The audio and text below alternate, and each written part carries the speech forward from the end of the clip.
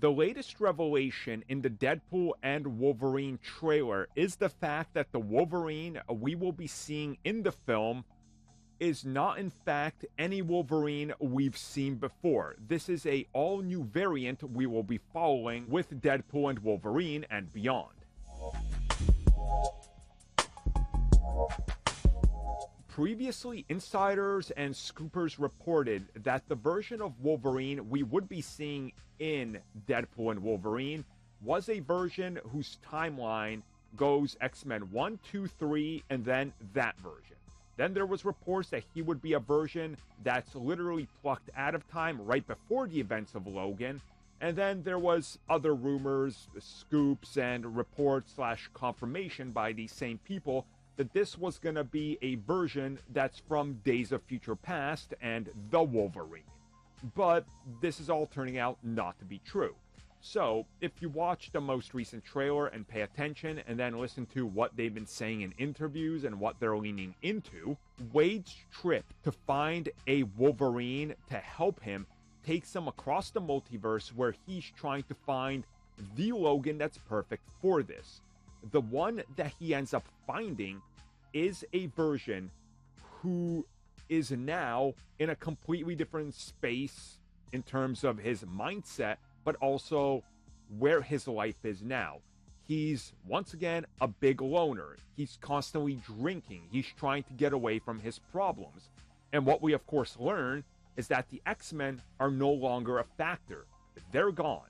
They were either defeated or disbanded or whatever. The film is probably going to touch upon that. But through the dialogue and through what they showed us, we now know that he is, in fact, not any version that we've seen in another film. So no X-Men Origins, no First Class cameo version or Days of Future Past version or anything like that. Not the Logan version. This is a variant that's just played by Hugh Jackman. Now, whether or not this takes you out of it, I don't know. To me, I don't care. X-Men doesn't have a timeline.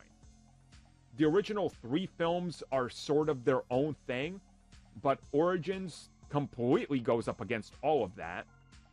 On top of this, First Class is a prequel to both timelines, but Days of Future Past goes in a completely different direction. The Wolverine almost feels standalone. Logan is standalone. The Deadpool films are in their own little pocket.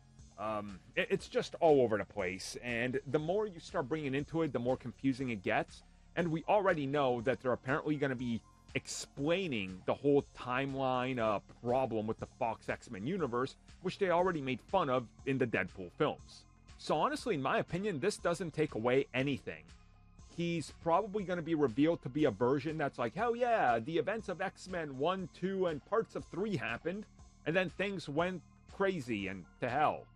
Here you go, and we just go, yeah, sure, why not? You know, like, they don't have to generally explain anything. Sort of like how you watch Spider-Man No Way Home. Yeah, it's those characters, right? Tobey Maguire's from his films, Andrew's from his. But they could as easily be slight variations, we just don't know. For all we know, Tobey Maguire in Spider-Man 2 didn't fight Doc Ock in that universe. He fought Doc Ock and the Rhino. We just never saw the Rhino, and it's never referenced, so there you go, right? So this doesn't take away anything for me personally. It's just what it is. I always kind of expected this because, you know, who cares?